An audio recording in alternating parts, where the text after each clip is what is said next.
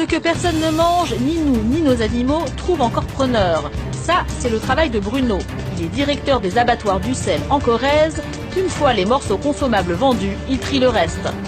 Vous voyez ces boyaux qui vont être utilisés pour faire des cordages des guitares, des violons ou autres. Voilà une des autres utilisations qu'on peut faire avec le porc.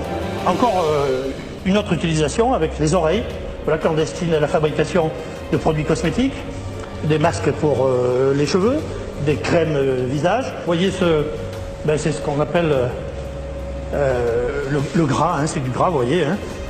Je vous fais noter l'aspect gras et très tendre de cette partie du porc et qui eh bien, se destine à fabriquer le rouge à lèvres que ces dames utilisent grassement et qui vous permet, lorsque vous vous embrassez, d'avoir un porc entre vous. Aujourd'hui, c'est justement du gras que Bruno doit livrer à un laboratoire cosmétique.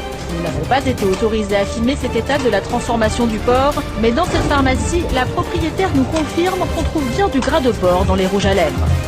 Pratiquement tous les rouges à lèvres sont faits avec de la gélatine porcine. Et dans une pharmacie, du cochon, on n'en trouve pas que dans les cosmétiques.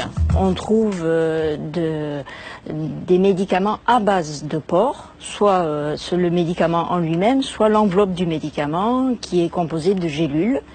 Chaque fois, comme vous pouvez le constater, on a cette pellicule est faite à base de gélatine. Si vous ne mangez pas de porc pour des raisons religieuses, pas de panique. Gabriel Elfassi est rabbin en banlieue parisienne. Il est très clair, quelle que soit la religion, quand il s'agit d'un médicament, il n'y a aucune interdiction. Toute religion qui se respecte se doit de soigner ses malades.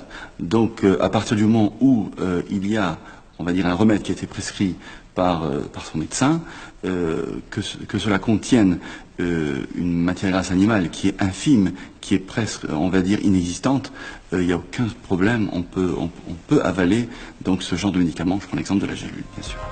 Le cochon est donc omniprésent dans notre vie quotidienne. Désormais, vous regarderez vos pilules, vos crèmes hydratantes ou vos rouges à lèvres d'un autre œil.